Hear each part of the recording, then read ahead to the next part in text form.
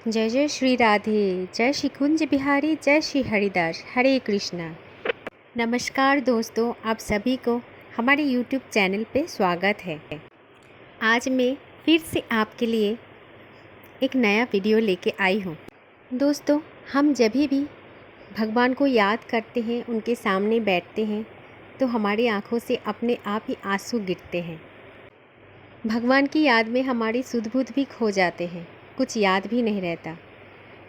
कभी कभार मन में एक प्रश्न और भी आता है, क्या भगवान भी हमें याद करते हैं? जब हम उन्हें याद करते हैं तो हमारे आँखों से आंसू आता है। दोस्तों, जब हम भगवान को याद करते हैं तो हमारे आँखों में जैसे आंसू आता है, वैसे ही भगवान भी उसी समय हमको भी याद करते हैं और उनके आँखों में भी आंसू आते हैं। भक्त और भगवान का संबंध बहुत गहरा होता है। दोस्तों, जब भी भगवान हमारे सामने आते हैं तब भी हमारे आँखों से आंसू आते हैं। इसी को तो बोलते हैं भगवान की याद। जब उनको हमसे मिलना होता है तब भी हमारे सामने आ जाता है, आंसू बन के हमारे आँखों से बह जाता है। जब भगवान भक्त की प्रेम में होते हैं तभी तो भक्त भी भगवान के प्रेम में होते हैं। दोस्तों, जब भी भगवान की या मंदिर के सामने आपके आँखों से आंसू आए तो एक बात समझ लेना कि भगवान आज आपको याद कर रहे हैं, इसीलिए आपके आँखों से आंसू आते हैं। दोस्तों, एक सबक हम ज़रूर लेते हैं। देखना, कभी कभार अचानक से हमें हिचकी आता है तो हम ये सोचते हैं कि कोई हमें याद कर रहा है, तभी हमारी हिचकी आते हैं। ठीक उसी तरह भी जब भगवान की याद में हम पड़ जाते हैं तो हमारी आँखों से भी आंसू आने लगते हैं। दोस्तों, बहुत सारे लोगों के मन में एक यही प्रश्न होता है कि जैसे हम भगवान को याद करते वैसे क्या भगवान भी हमें याद करते हैं? अगर भगवान हमें याद करते हैं तो कैसे पता चले? दोस्तों, एक पुरानी कहावत है, श्री कबीरदास जी ने बोले थे कि क्या भगवान ज़रूर हमारी सुनते हैं, क्योंकि जब चींटी के पग में नुपुर बांधा होता है तो सरकार उसी का आवाज़ भी सुनते हैं। तो क्यों ना हमारी मन की बात वो सुन लेते हैं, पढ़ लेते हैं। भगवान को तो सब कुछ पता होता है, तभी तो वो हमें याद भी करते हैं। तो भगवान हमें याद करते हैं, उसका पता कैसे चले? दोस्तों, अगर भगवान की पूजा करते टाइम, उनके कथा सुनते टाइम आपकी आंखों से आंसू आता है तो समझ लेना कि आपके संदेश उन तक पहुंच गया है। आज मैं आपको एक कथा सुनाती हूं, जिससे आपको पता चल जाएगा कि भगवान हमें याद करते हैं। एक समय की बात है, वो समय था महाभारत का। तब भगवान श्री कृष्ण ने ध्यान मुद्रा में बैठे थे। तभी युधिष्ठिर जी भगवान के पास गए और भगवान श्री कृष्ण के पास जाकर हाथ जोड़कर खड़े हो गए। और युधिष्ठिर जी सोच में पड़ गए कि पूरा जगत तो भगवान श्री कृष्ण का ध्यान करता है, तो आज भगवान न जाने किसका ध्यान कर रहा है, क्योंकि आज तो भगवान खुद ध्यान में बैठे हुए हैं।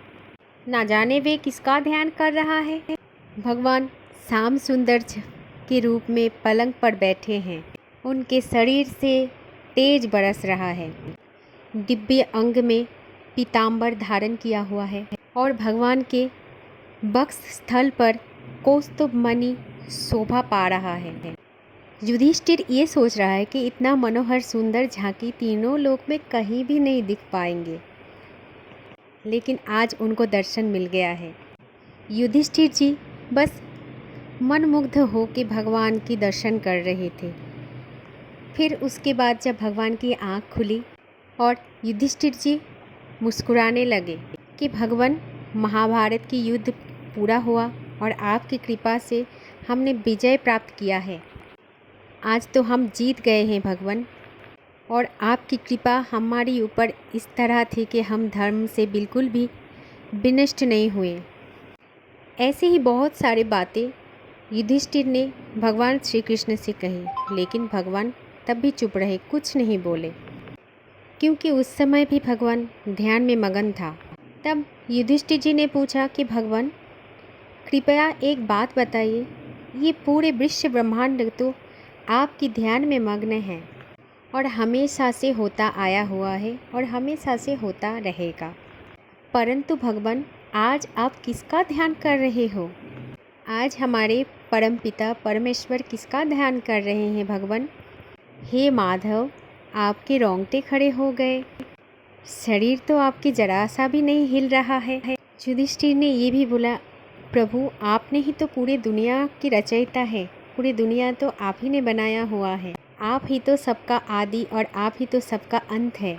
मैं तो आपका शरणागत भक्त हूँ प्रभु, लेकिन कृपा करके मुझे बताइए कि आज आप किसके ध्यान में इतना मग्न हैं। जब युधिष्ठिर की प्रार्थना को सुनी तब भगवान श्री कृष्ण मन ही मन ही मुस्कुराए। दोस्तों, भगवान कृष्ण की मुस्कुराहट जग में सब दुखों का अंत कर देता है। उनका वही मुस्कुराहट सबको पागल बना देता है। वो कहते हैं ना, हसीतम मधुरम, मधुर मधुर मुस्कान सबकी प्राण को हरण कर लेता है। तब भगवान श्री कृष्ण ने बोला युधिष्ठिर को कि भैया, इस समय पर बाण की सैया पर भीष्म पितामह लेटे हुए हैं और बहुत पीड़ा हो रहे हैं उनको, लेकिन उनका जो मन और ध्यान वो मुझ में है। और युधिष्ठिर, जब उनका मन मुझ में है तो निश्चित रूप से मेरा मन भी उनके पास ही है। वो अभी मेरा ध्यान कर रहा है तो मैं भी अभी उसका भी ध्यान कर रहा हूँ।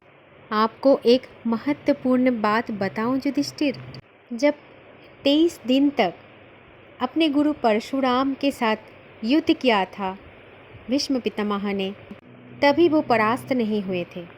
और आज वही भीष्म आज अपने सारी इंद्रियों को एक करके और अपनी बुद्धि के द्वारा अपने मन को अधीन करके मेरे शरण में आ गए हैं, और इसीलिए तो मेरा मन आज उन पे ही लग गया है और मैं मन से आज भीष्म पितामह के पास पहुंच गया हूँ और अभी मैं उन्हीं का ध्यान कर रहा हूँ। तो देखा दोस्तों, ये बात तो बिल्कुल पक्की होता है। जब आप मन से भगवान के साथ जुड़ जाओ तो भगवान भी आपके साथ जुड़ ही जाता है। जब भी हम मन से भगवान को याद करते हैं, भगवान की ध्यान करते हैं, तो भगवान भी हमें याद करने लग जाते हैं। भगवत गीता में भगवान ने ये भी बताया कि हे अर्जुन, मुझे जो भी भक्त जिस प्रकार से भजते हैं मैं भी उसको उसी प्रकार भजता हूँ। भगवान श्री कृष्ण ने कितना प्यारा सा बात बोले हैं कि जो भी जितना प्रेम से मेरा भजन करता है, मुझे स्मरण करता है, मैं भी उतना प्रेम से उसी को स्मरण करता हूँ, मैं भी उनको याद करता हूँ उतना ही प्रेम से। यही है भगवान का सबसे प्रिय वाक्य।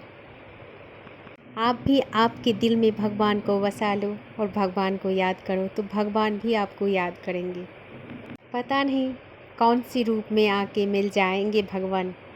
हरे कृष्णा, जय श्री राधे, जय श्री कुंज बिहारी, जय श्री हरिदास।